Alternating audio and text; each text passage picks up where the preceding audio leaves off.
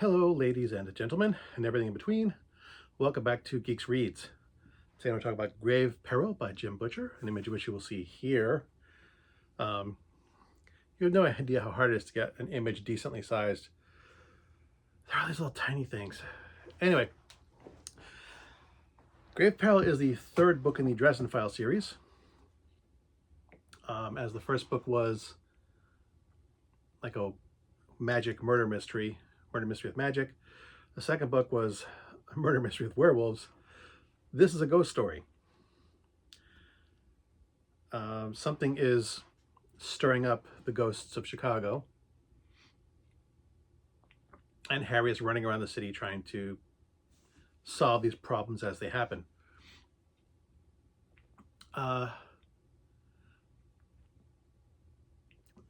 Minor spoilers, as always.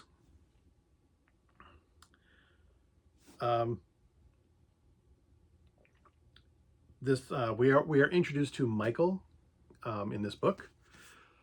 Michael is a semi-recurring character in the series itself. Michael is a Knight of the Cross. He is essentially a holy knight. He carries the sword Amaracus. I don't think I'm pronouncing that right. It's Latin. Who cares? Some people who speak Latin probably care. But Michael's power comes from his faith. He is a Knight of the Cross, a Knight of God. His faith gives him strength, gives him protection, gives him power. It's not a power that Dresden particularly understands. Being a man of more practical faith. But, well, Dresden is practical. Michael Carpenter is a man who walks the walk. He believes, he has such a strong faith in God that he embodies all the best qualities of a knight of chivalry. He is honest, he is humble, he is forthright, he is compassionate, he is generous. He has all the good qualities. And he is still a warrior. You know, he is merciful, but he is capable of being righteous and using lethal force when absolutely necessary. But if someone asks for mercy, he will grant it. He must grant it, according to his faith and his belief. He is a righteous man. I really like Michael as a character. He comes across as somewhat, I'm not sure how to put this. His sensibilities are old-fashioned. Let's put it that way. He doesn't drink. He doesn't smoke. He's against premarital sex.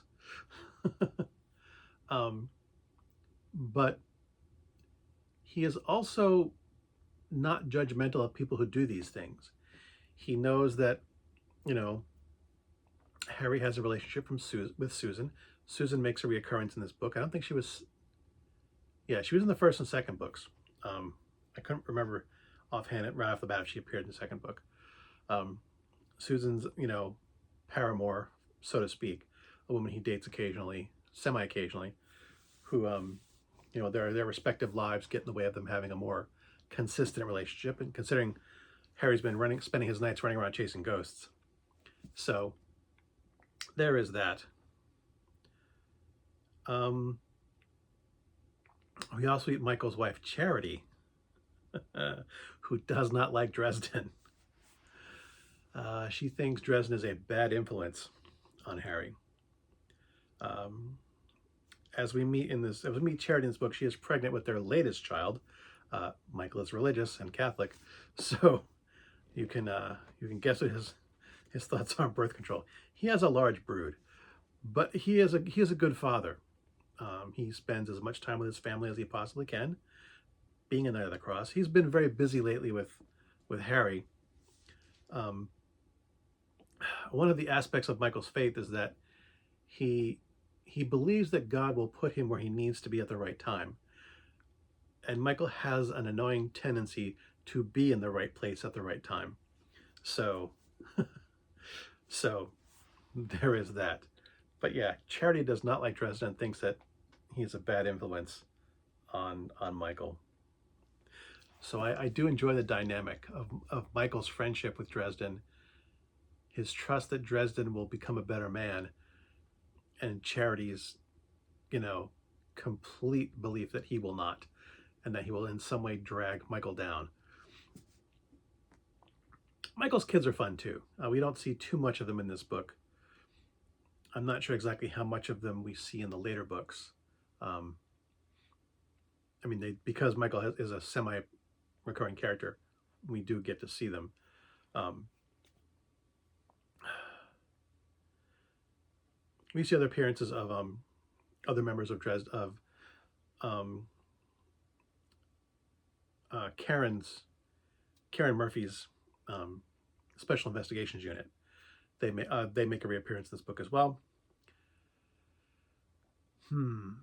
As does Dresden's fairy godmother, Lianashi, which is somewhat of a bastardization of, I'm not sure if it's Celtic or Welsh, Irish or Welsh, but of a Celtic or Welsh word.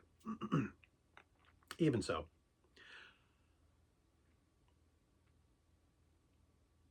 We're introduced to other characters too. Bianca makes a reappearance in this book.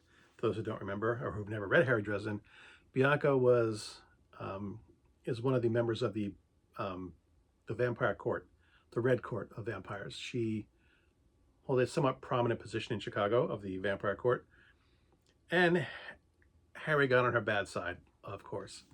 So she also makes a reappearance in this book.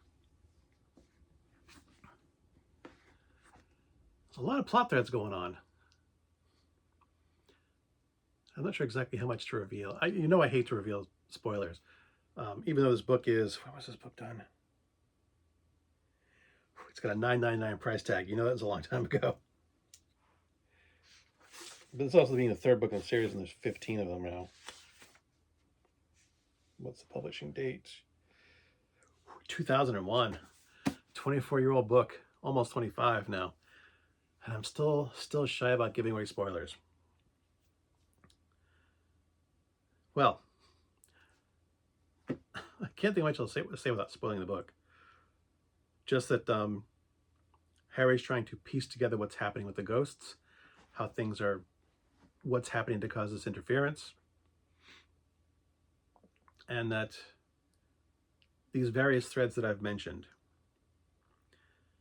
Michael, Susan, Bianca, Lianashi, the ghosts, what's happening to the ghosts, they all intersect, even though they're not all directly connected. They do intersect at points. So there is that. I will say a couple things. I remember looking back on the series that I'd always said that the first 3 books in the Harry Dresden Files were my favorites. But as I started reading this, I really didn't remember anything about it, which I found unusual because I know I've read this book at least 2 or 3 times before. And the fact that it took me halfway through to actually remember what the story was made me kind of question that.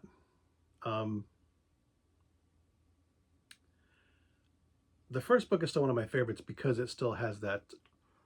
I think one of the reasons that I said those first 3 books is that they still have the noir detective feel to them, as opposed to later books which kind of drift a little bit as Harry's story progresses.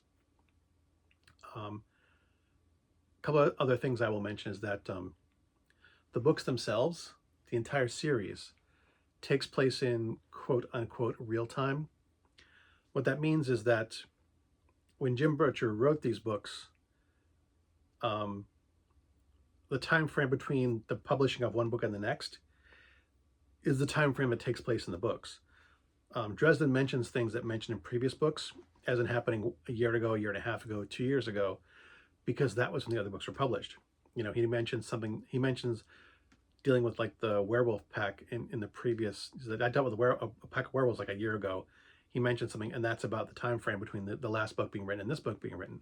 So if you read the series itself, it follows chronologically a time frame that fits, sort of, which I do enjoy about Jim Butcher's writing this series. That, you know, he keeps a fairly accurate record of how much time has passed, and you know the stories progress and the series progresses along a real time frame. One of the things I like about contemporary fantasy, the Dresden Files and the other and Patricia Briggs Mercedes Files and the Alpha Omega series, is the way in which they bring fantasy and myth into the modern era and how they interpret it. Because I mentioned Mercedes, the Mercy Thompson books by Patricia Briggs, and I have Dresden Files in my hands. There is a definite Celtic influence in both of these books. They both reference the Fae, the fairies, European and Germanic mythos.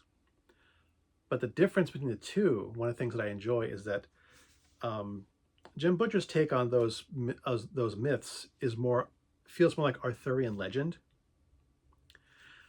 and Patricia Briggs' series, the Mercedes Thompson books, feels more Irish and Welsh in its interpretations. So they use a lot of the same not I want to say characters, but they use similar mythos. You know, they're the Fae and the werewolves and things like that. But like I said, this feels more Arthurian, and that feels more more Irish and Welsh. So I've enjoyed their different interpretations of bringing folklore into modern era. So that's my take on that. I didn't really talk about the story that much, more about my impressions and feelings, which in a way is kind of good because, as I said, I hate spoiling these stories. So we shall leave it at that. I liked the book, even though I didn't remember it at first. And it took me a good 150 pages to remember anything. But I guess that makes for an interesting follow-up read. Take it as you will. I really like Jim Butcher's writing. I really love the Dresden Files. This is book 3. And I will get to it I'll get to book 4 when I get to it. As always, thanks for watching. As always, my stuff is crap. And until next time, good hunting.